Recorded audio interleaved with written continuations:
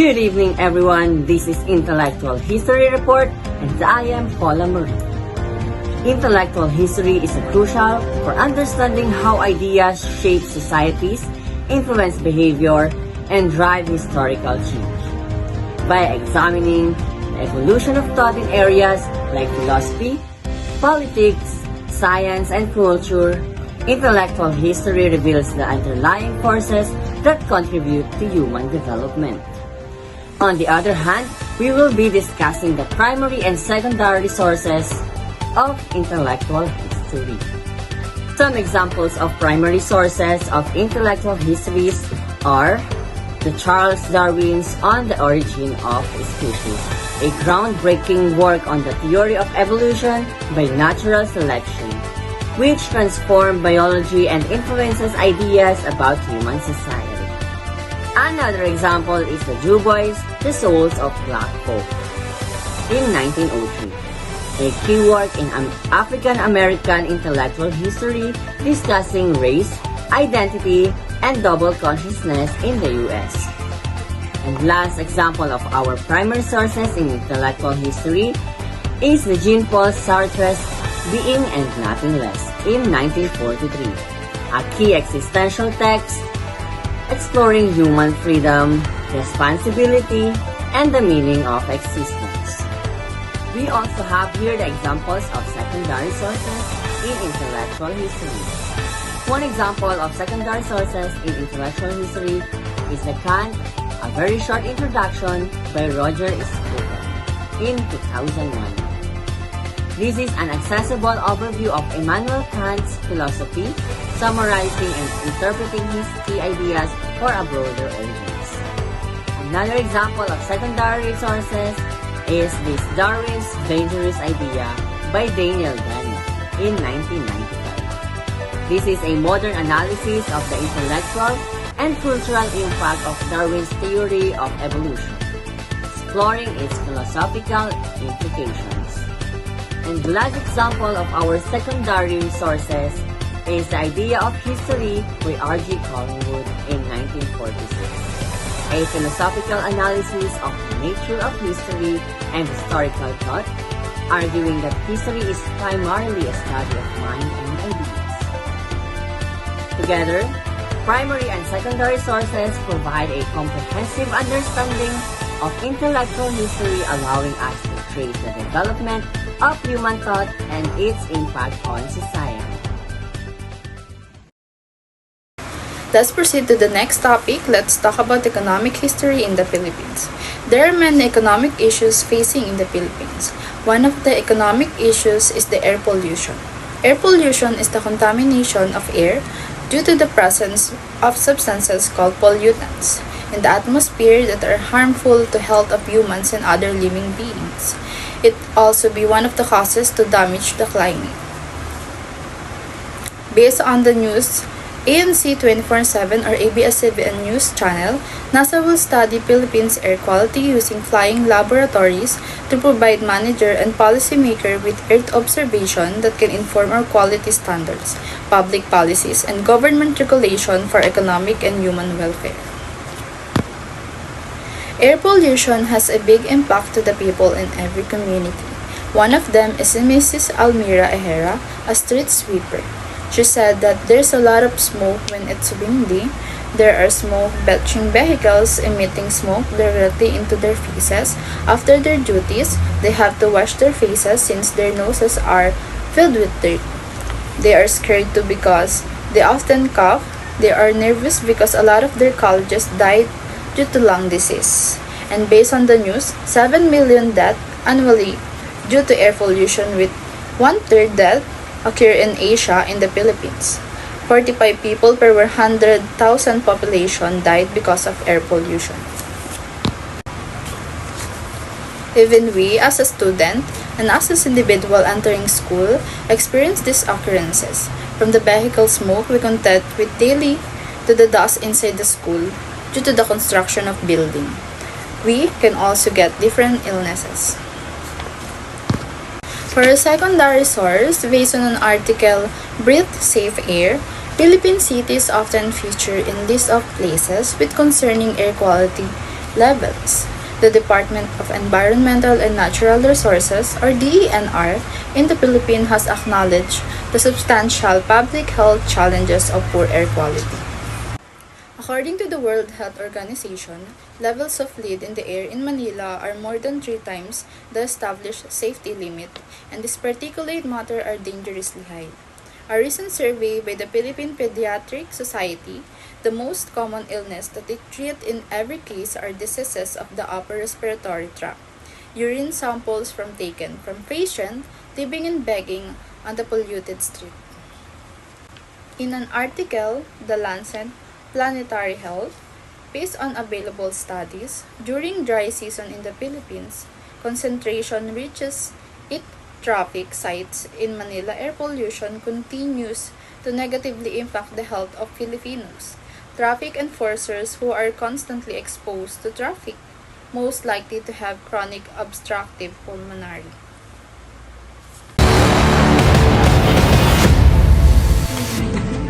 Primary sources are the kind of sources that are taken firsthand. This kind of source is considered to be the most leading evidence of an event, particularly in historical events of a place or a country, because it came from the people who actually witnessed the actual event at the moment it happened. It can be from diaries, original documents, birth certificate, trial transcript, autobiographies, interviews, speeches, case law, regulation, and constitution.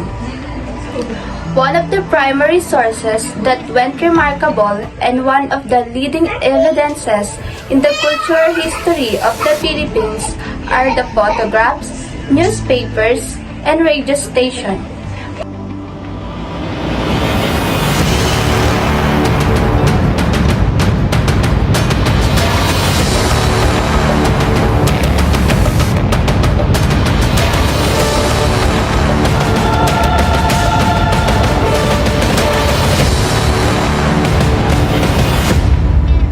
Reyes photographed the famous photo of two nuns of EDSA.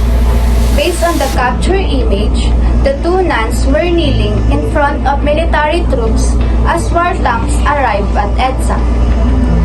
The nun holds rosary, praying, and pleading to the government. There we can also see the military holding their gun and ignoring people's outcry. The photo was in black and white, but it clearly showed what was really happening during that time. It was very memorable since Filipino fixed the 20-year conflict of Marcos regime, where the given power was abused and a lot of human rights 6 years were have passed violated. since the It was also shown in the newspaper of Kalayaan Freedom Philippines News and Views in February 1987. With an attached photo of two nuns of EDSA, while the brave radio station that broadcasted the Philippine People Power Revolution was Radio Veritas, a Catholic-owned radio station at the outskirts of Manila, including Radio Bandido and DZRJ, DZRP, which is privately owned radio station in Quezon City.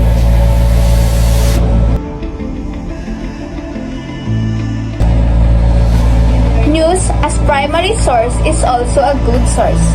Aside from offering first-hand scene and event as they happen, it also gives unfiltered information that can be useful as historic evidence that could help researchers to interpret a specific study without being biased. To sum up, it also gives specific information such as dates, time, and location that is very useful when doing accurate timeline. And most importantly, the sequence of an event in the past or current happening. However, it's up to you to ensure the information they provide is reliable and accurate. Radio broadcast gives the same importance as well as news. It also provides historical records and things such as weather updates and emergency broadcasts, but in a way of hearing. The voice of the community. Radio station also provide real-time information and can even provide the most recent updates to listeners. It can immediately reach for places where other people don't have any access to other forms of media, and can become a valuable source of information where reliable news is scarce. Photographs could help people who cannot believe written form of sources. Photographs are helpful, especially for researchers. They can be a visual timeline when observing the rapid changes in a particular object, scene, or event, such as laboratory samples like viruses or bacteria, changes in cities over time, changes in the environment, and even changes in the human body. It is also used as an authentic and credible sources as evidence of how things actually do, especially in investigation. But nowadays, even a photo or image can be created via artificial intelligence or AI. Also, the perspective of the viewer of the photographs could change the real story of the event if the event was not fully studied. Secondary sources. According to the University of Houston Victoria Libraries, it is one that was created later by someone that did not experience firsthand or participate in the event in which the author is writing about. Secondary sources often summarize, interpret, analyze, or comment on information found in primary sources. It can be from books, essays, monographs, journal articles, biographies, encyclopedias, dissertation, research analysis, works of criticism and interpretation, newspaper, and documentary. Since it was not taken firsthand, when using a secondary sources is the best one to use in the most recent published.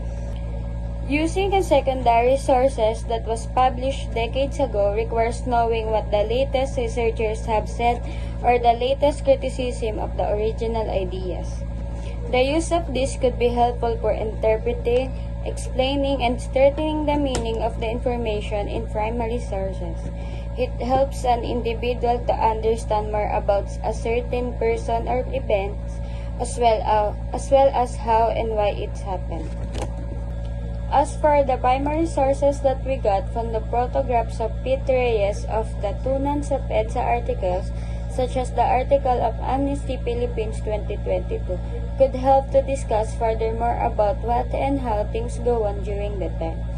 There are also several biographies that came from the people who played a significant role during the time of EDSA People Power Revolution, such as the biography of Cory Aquino, Her Story by Isabella T. Crisostomo. This biography focuses on the first female president of the Philippines who became the symbol of revolution after the fall of Marcos. It is a detailed book about her life and how she lived her life fighting for democracy for the Philippines without her husband. It reflects the author's viewpoint and helps readers to see how Cory Aquino's action contributed to the revolution and the return of democracy in the country. Books are also one of the secondary sources that researchers refers to. Relating to the topic of the EDSA People Power Revolution, there's also a famous book that reveals that U.S. foreign policy helped to sustain the Marcos dictatorship. Waltzing with a Dictator, The Marcoses and the Making of American Policy by Raymond Bonner provides a deeper understanding about politics during the time. These books became popular because of the shocking information of the U.S. government relating to the Marcoses regime. Secondary sources is very useful, especially for the researchers, but it also has a downside. It has to be critically evaluated because it is often from the author's perspective and could contain biased information. Overall, primary and secondary sources are important for researchers, students, and for those who seek information, for they bring evidences and unique perspective that cannot be found anywhere. These two give us powerful insight when work together can save us by providing information so we don't have to take a long time looking through many references. We just have to properly apply it and give them a proper recognition for the works and masterpiece they created to help us understand things even more. My name is Dalen Franzar Estrada. My topic is about diplomatic history. Diplomatic history focuses on the study of international relations, treaties, negotiation, and foreign policies typically between states or international actors. Example is treaties and agreement. In treaties agreement, we have the Treaty of Versailles, which is signed in 1919, is a primary document showing how the Allies formalized peace terms with Germany after World War I.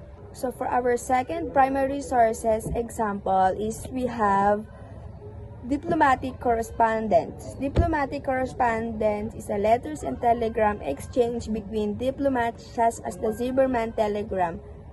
Zimmermann telegram is by German Foreign Minister Arthur Zimmermann sent this code message to the President of Mexico on January 1917. Offering United States territory to Mexico in return for joining the German cause in World War I. In return for the military allies, Germany would help Mexico regain New Mexico, Texas, and Arizona from the United States. The obvious threats to the United States contained in the telegram inflamed American public opinion against Germany and helped convince Congress to declare war against Germany in 1917. For our last example for primary resources, we have government records and declaration, where official documents such as declaration of war, peace and treaties or speech by leaders. We have example here for Woodrow Wilson 14-point speech was a statement of principles for peace that was to be used for peace negotiation in order to end World War I. The principles were outlined in January 1918 speech on war, aims and peace terms in the United States Congress by President Woodrow Wilson. For our second sources, the first book we have is A World Restored by Henry Kissinger. This book overview analyzed the alliances formed and treaties signed by the world leaders during the years 1812 to 1822, focusing on the personalities of the two main negotiators, Viscount Casteller, the British Foreign Secretary, and Prince von Metternich, his Austrian counterpart.